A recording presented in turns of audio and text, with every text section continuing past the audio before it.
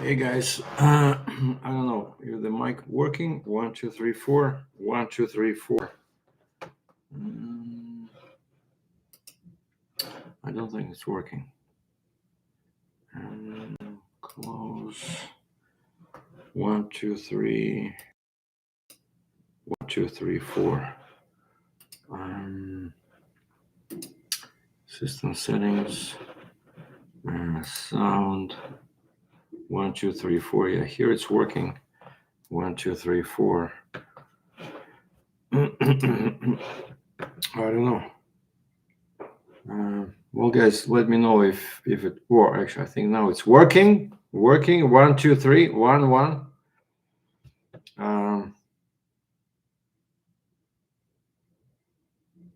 Anyway, if you guys are hearing the audio, okay, it's working.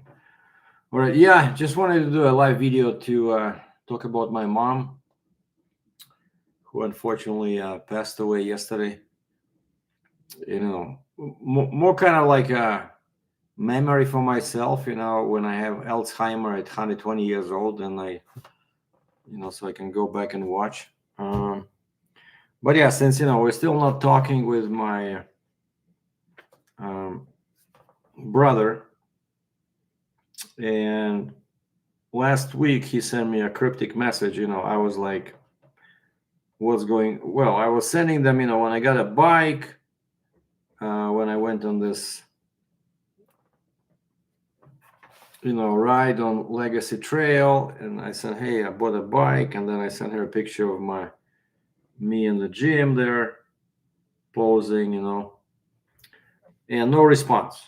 And then Friday, I think it was last Friday, I got a message from her phone, and it says Katerina Dratcheva, Catherine Dratchev, my mom.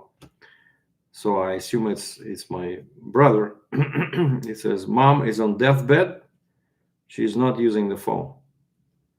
And then today at 4 o'clock, I just got a cryptic message again, no signature, no nothing, but from her phone, and it says in Russian, "Date of death, October 15, 2025, 2 p.m. local time."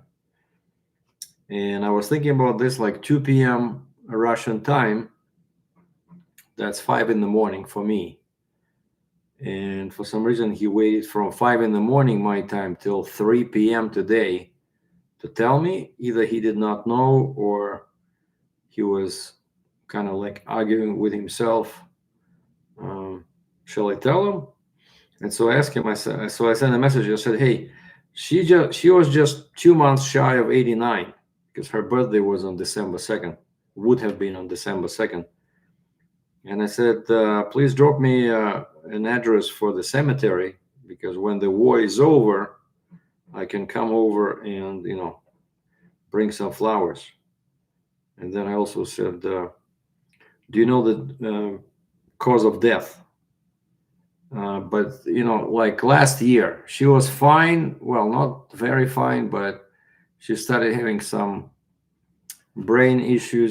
Some kind of like, I'm guessing, early stages of Alzheimer or something in last fall, in 24, and she spent some time at the hospital.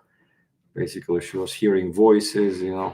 But imagine an 87, 88-year-old woman, and she lives by herself, because my brother lives in Moscow, but my mom, he bought her this little apartment. It's like 50 or 60 kilometers, 30 miles away. So he would visit her like once a week.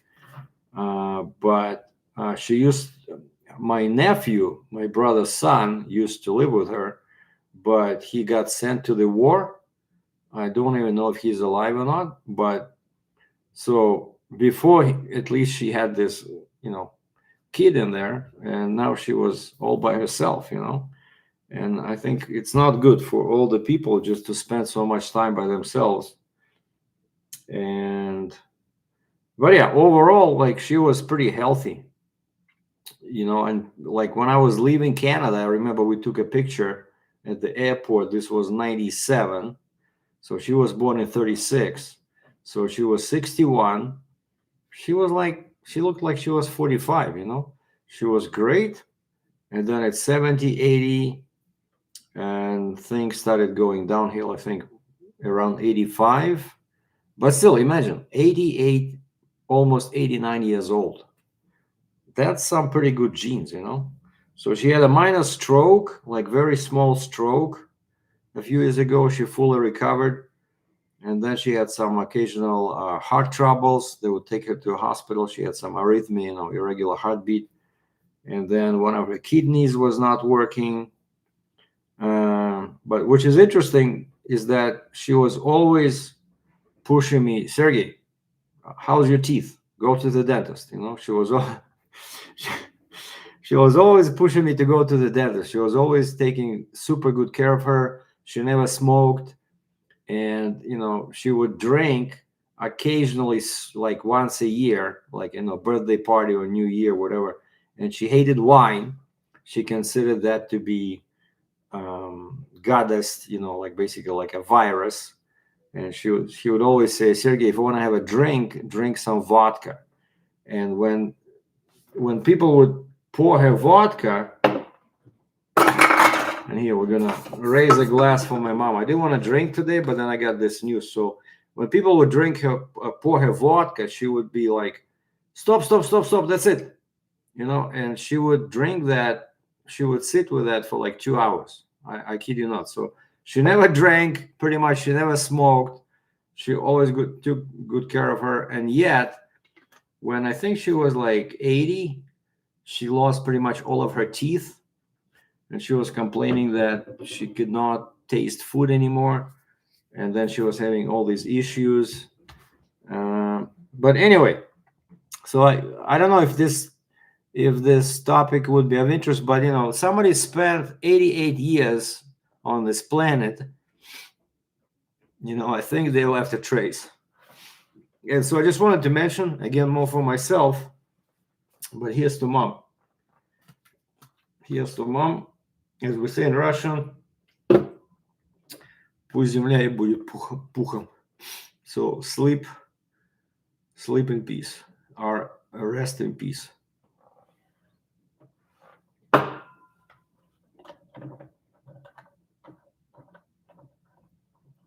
So she was born on December 2nd, 1936. So before the war.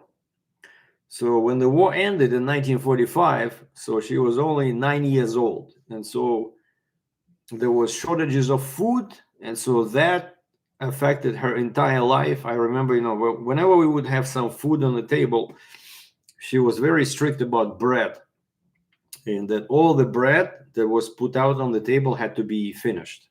Never leave bread on the table because it was considered so valuable, you know, during the hungry times shortly after the World War II. And so, yeah, she was born in Russia, in the region of Briansk, which is like 300 kilometers south of Moscow. So she was Russian, and she comes from a very large family. Her parents had like 9 or 10 kids. A couple of them died when they were young, and most of the guys died from alcohol. You know, funny enough. Her favorite brother was Dima or Dimitri. He was like an older brother. He was super handy. He worked at a plant, like, you know, how do you call those people? Like an operator. He was operating all these machines, you know, like to make metal stuff. You know, he could make anything. And he also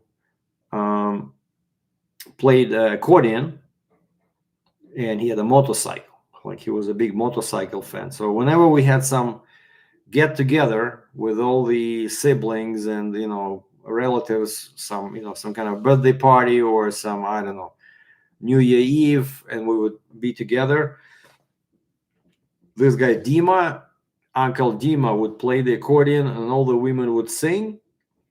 And my mom was pretty good at singing. She had a very good voice, very good musical ear. And so she was very artistic. Not autistic, but artistic. She was very beautiful when she was young. And I think I saw a picture when she was playing a part in a play. So she was like an amateur, like doing a part in an amateur um, theater, And so I'm not sure. I don't know anything about her high school, but I know she went to what we call technikum in Russian, which is kind of like junior college, and she became a technician. That's where her diploma would say technician in kind of like, I would say, construction estimates, basically construction bookkeeping, right?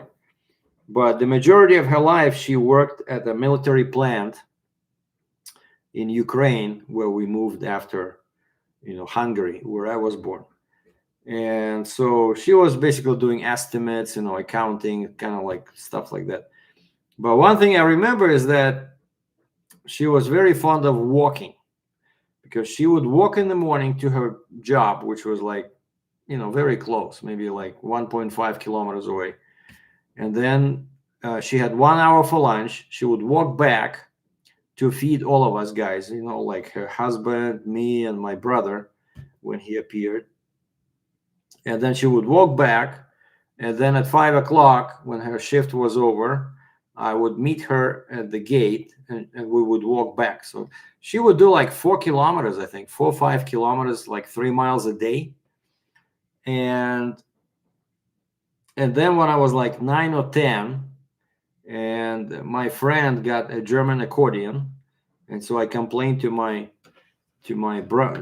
parents. I said, "Hey, I want an accordion. What the heck?" And so they didn't have much money, even though both parents were working. Right, my father was a military pilot, so they got me a cheaper Russian bayan, which is like a button accordion, right?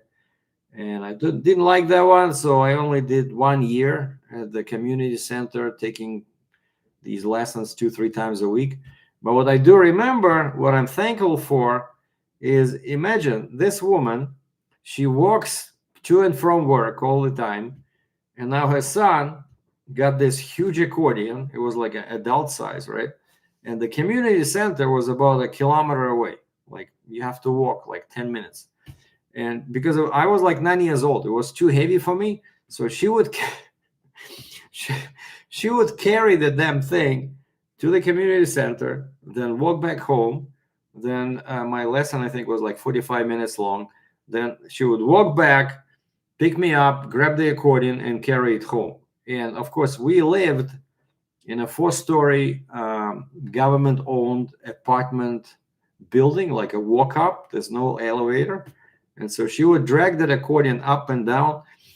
And so you can believe it that she was really, really disappointed when, after 1 year, I said, "That's it. I'm done with this accordion because, it's boring. I wanted the piano accordion, but they didn't have enough money, because back then those piano accordions were like German made, That's what my friend Gregory had. But his father was making much more money, who was also in the military. And so, yeah. So, and so that's one thing I remember from my childhood, how my mom, I was her first son, right? The oldest son. She just loved me, and she would do anything, I think she hit me once with a towel in all her life. Like, I refused to eat something, and she spent like 3 hours cooking, and she would just grab a towel and slap me on the butt, like that was her most severe punishment. But she really was, in love with her first, baby. And then another thing I remember is that when I was about 15, I think, for my birthday, she got me a camera. And that was a start of a whole new thing, because back then all cameras were, manual film cameras. This was a Russian FED, F-E-D, FED camera, like 35 millimeter film. And of course, you have to develop film, you have to make prints. It was a lot of work.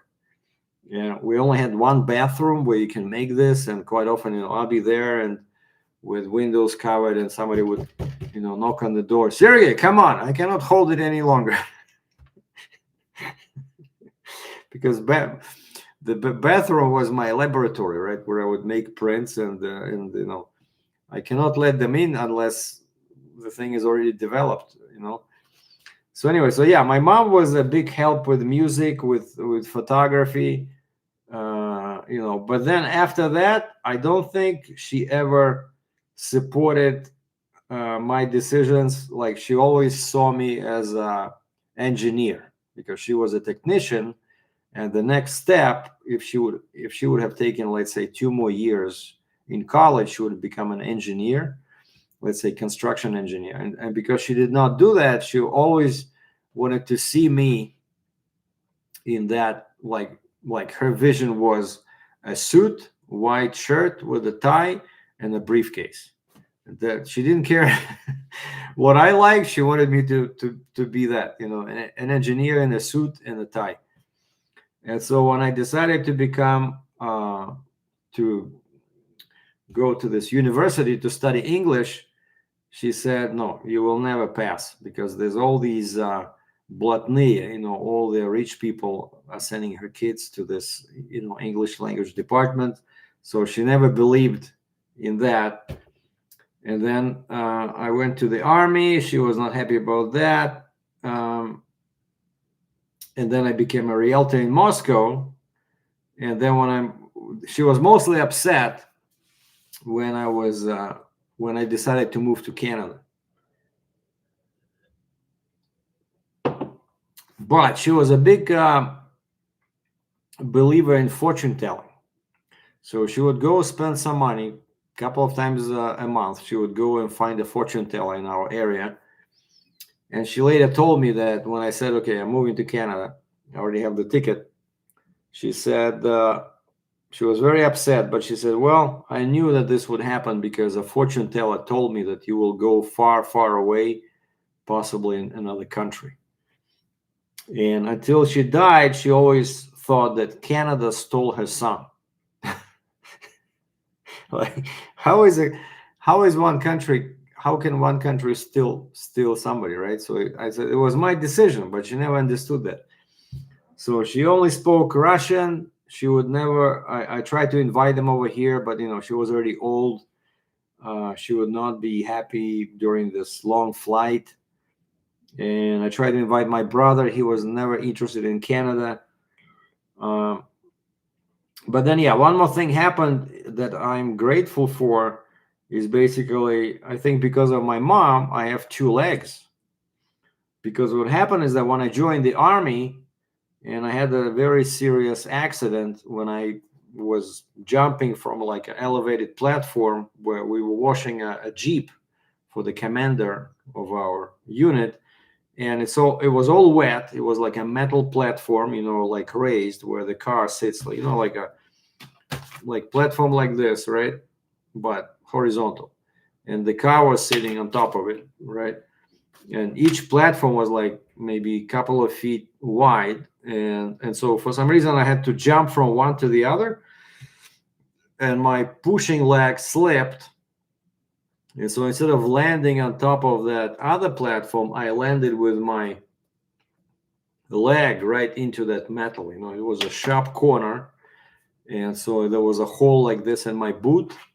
And then the leg became like this, massive. And so they put me in a local hospital, but not like a city hospital, but, little hospital unit inside this military unit. And there was hardly any treatment. The food was gross. And I stopped writing letters to my mom because I didn't want her to get nervous or something. But one day a door opens and my mom walks in. And where I was doing my service, it was the Caucasus, like the Azerbaijan, which is like 2,000 kilometers, 1,200 miles away from Ukraine. And so she jumped on the train and then she said, I just knew something was wrong. So she jumped on the train, traveled 1,200 miles, and she saw me. She saw the conditions I was in. She saw my leg, which was not getting any better. It was getting infected, and they were not doing anything. And so she went straight away to the commander of this battalion or whatever, and she insisted that they send me to the regular real hospital in the city, because this was a city of back then it was called Kirovabad. I think later they changed the name to Ganja or something, but it was a big city, so they had a regular nice hospital. And so because of her, they sent me to the hospital and they did an operation. They took a skin from my thigh and they did a graft or whatever it's called, put it on that, because it was the hole in my leg was too big. Like when the hole is over certain dimensions, your skin cannot regrow. It's too much damage. And so they took skin from my thigh and they slapped it on that, and I still have a very bad scar, but basically she saved my leg. So lots of good memories. And then when we lived all together, I'm reading messages. Thanks to everybody for condolences. But again, I hope I have her genes, because imagine 88, it's not 70, it's not 75, it's not 80, it's 88. It's almost 90 years old, so she had a great life. And so so she liked to sing, she liked to walk, she didn't play any musical instruments, and she was so tired usually, when I was growing up, that most of the time she would lie on, because she was either cooking or doing dishes or laundry, and then she was doing all that walking during the day, right? And she had a full-time job. And so most of the time when we were sitting in front of a TV, and we had this 3-channel black and white TV, like this size, I'm guessing it was like 61 centimeters. Огонек, it was called, Little Fire. And she would just lie on the sofa on the bed, and she would lie on the back, and she would put hand like this, because we had a light on the ceiling. We always made fun of her because she would start snoring, like, "Mom, are you asleep?" And she always, "No, I just closed my eyes." I don't know why, but she always insisted that she was not sleeping, where clearly we could see that she was sleeping. But, of course, now I understand. She was exhausted. She was taking care of 3 guys, my father, my brother, and me.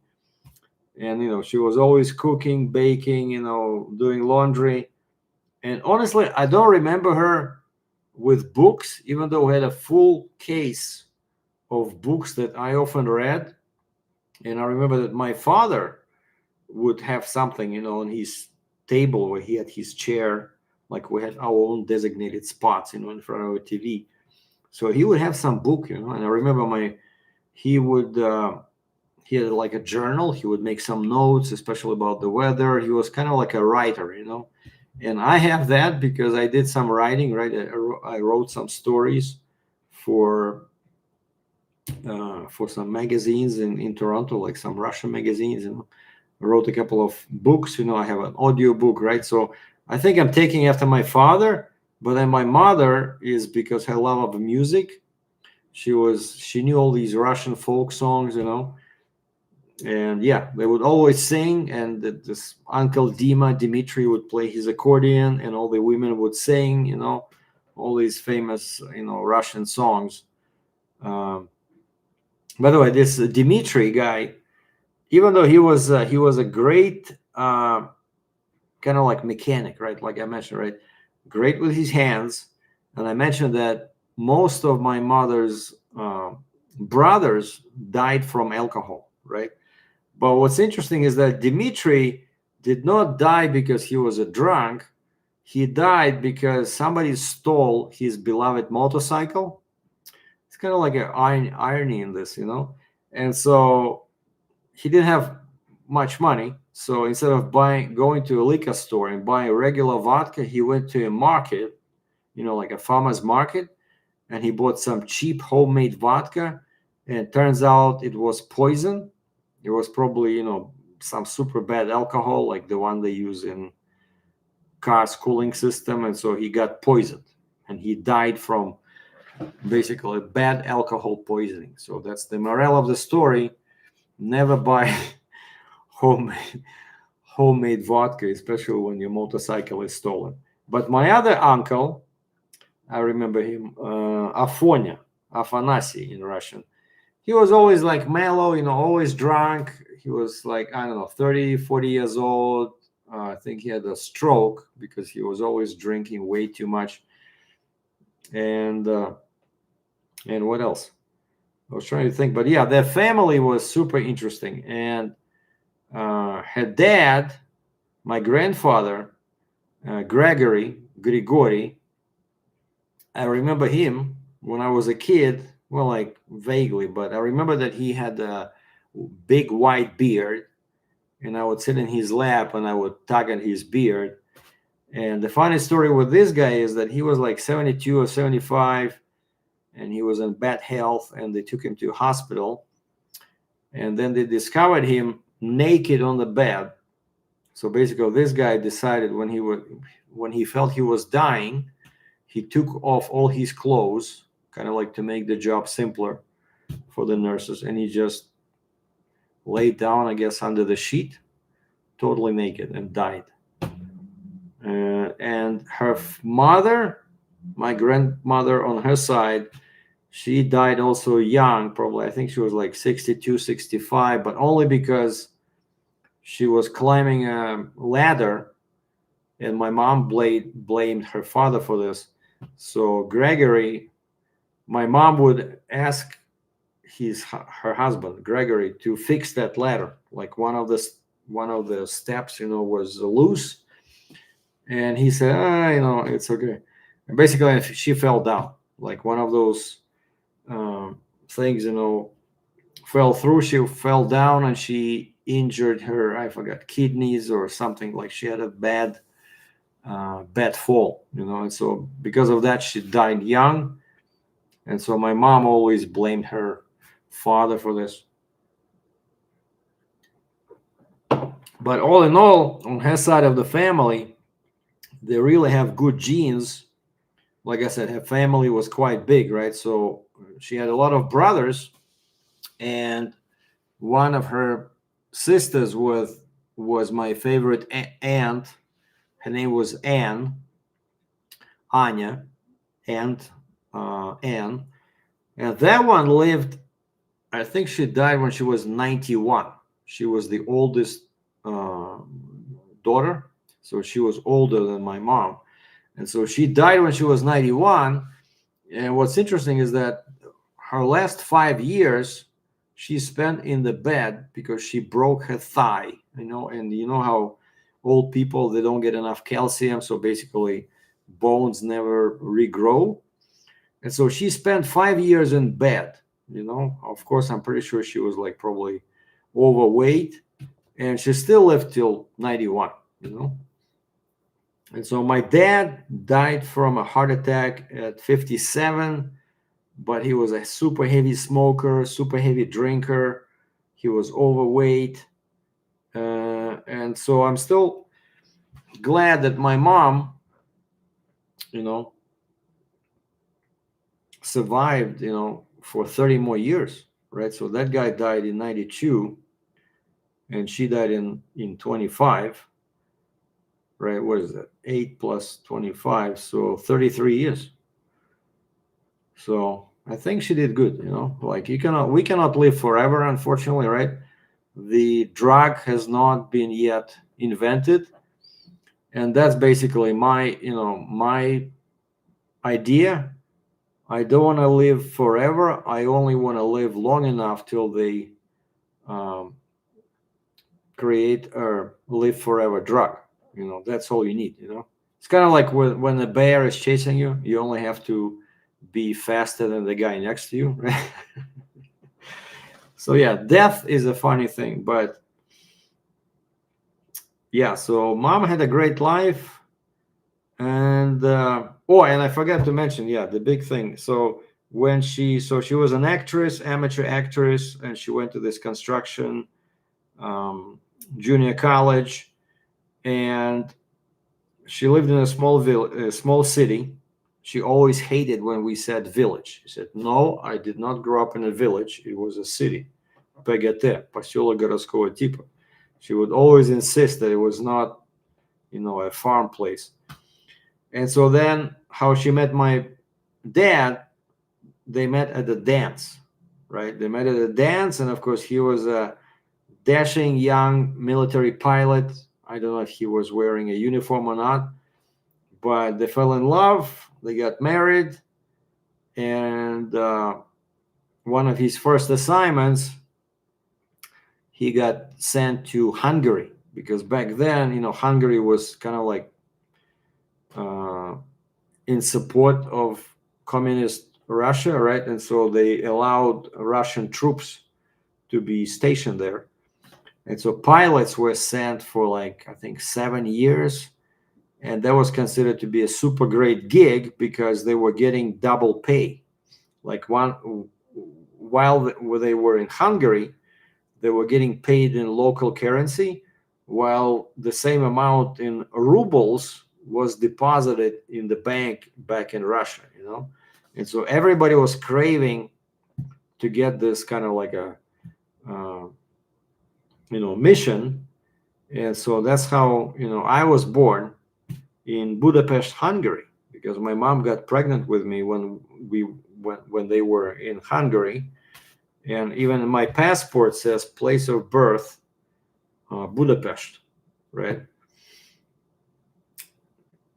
And so that's where I spent my first years. And then my father's 7-year tour was over, and they gave him two choices, either Azerbaijan or Ukraine.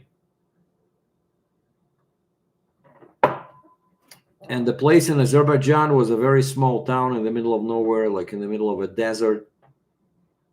And then Ukraine, Kirovograd, was, Oblast, Областной Center. It was a regional capital of the region. And so, of course, he chose Kirovograd, and that's where he died when he retired from the army, and, had his multiple heart attacks.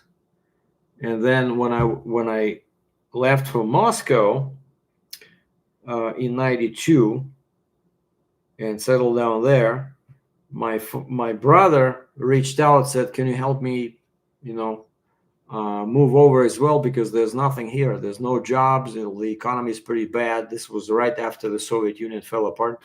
And so I helped him settle down in Moscow. And when I left for Canada, my brother kind of like paid forward and helped my mom to relocate from Ukraine to Moscow. And they did everything like by the book. So she was still getting her pension, right, because she worked so many years. And he had good luck with some real estate dealings. And so he made some, good money, much more than what I did. And he was able to buy her this no, it's not one bedroom. It's like one studio. But in Russian, we say однокомнатная, right? So one room apartment, so studio. So he was able to buy her a studio apartment north of Moscow, which, of course, I'm grateful to him for. And so my brother took care of my mom ever since, right? And the last time I visited, I think it was some 5 or 6 years ago, when I had to renew my passport. But then the war started. She wanted to see me. She said, "Oh, Sergey, we're not going to see you again." And interesting story, I was looking up, on WhatsApp, because that's how we communicated, right? So somehow it took her a while, but my brother taught her how to use WhatsApp, and she was mostly texting me. And I remember that I sent her that birthday message on December 2nd, 2024, and she still, she was still typing. But then some 3-4 months later, she switched to calling. And somehow that sounded that things were not going right. she didn't text anymore. She was just calling. And then I was looking. Yeah, I was looking like in July. She called me. No, April. Okay, yeah, July. I think it was July. Yeah, July. She calls me at 10:30. I'm hard at work. I'm driving. I don't have my hands free, and it was a brief call. I guess I was a bit abrupt. I said, "Mom, I'm sorry. I have to go. I cannot talk. I don't want to get a ticket." So it says here, voice call 1 minute. This was Thursday, July 30th.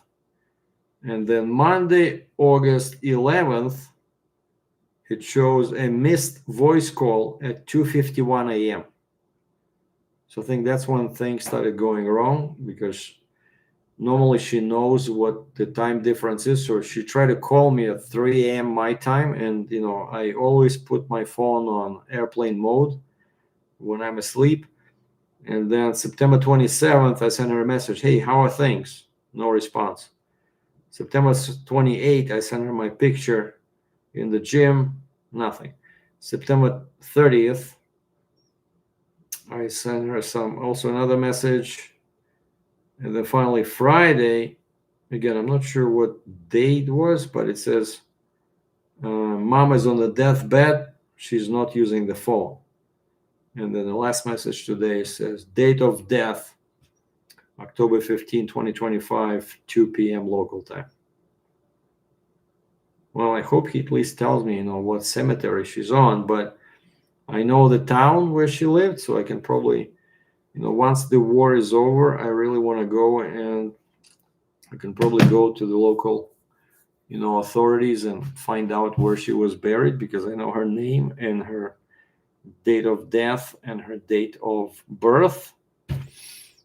But yeah, so it's crazy that my brother still feels so offended by some drunken message I sent to him 2 years ago, when I said, go talk to your buddy Putin, basically, don't talk to me. So he got so offended that he still only sends me these factual messages, like doesn't want to talk to me. Well, things happen.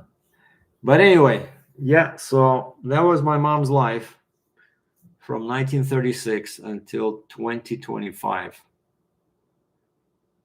And I think one thing I wanted to mention is that maybe why she had some issues with her, psychiatric stuff, is that because I don't remember ever, like, when I was growing up, she was always so tired, she would just fall asleep. I never remember her reading any books, even though we had, like I said, we had a case of books. And again, so she lived pretty much by herself, right? Because my brother was 50 kilometers away, and my nephew got sent to the war. And all she did was watch television, right? Watch television, do some cooking. And I think it's really important, older age, to use your brain. That's why I'm learning accordion. I'm speaking 2 languages, right? At least Russian and English. And I do the gym. But yeah, Mom was great, probably until like 85. And then things started going downhill. She was the one actually who was, from whom I got this idea of Nordic poles. I never heard of Nordic walking before. And then my brother says, oh yeah, my mom is walking. I got her some, walking poles. And I'm like, what? She was like 80 or 85, and she would go for a walk with these Nordic poles, And so now I have 2 sets of them. I have aluminum ones and I have carbon fiber ones. And she was, great. She just started adding some weight when she got older, but when she was, 50, 60 years old, she always looked younger. She took care of herself, And I think that's important. That's important, to take care of yourself, exercise, eat properly, and basically stay active as long as possible. I personally don't believe in retirement. I think a lot of people's lives deteriorate considerably when they retire because they have to do something. But yeah, so that's the news I learned today from my helpful brother, and I just hope that he will tell me where she is buried so that I can come and visit them when the war is over. I cannot go over there now. So here's to my mom. Thank you to all guys for watching. She had a great life and she was a great mom.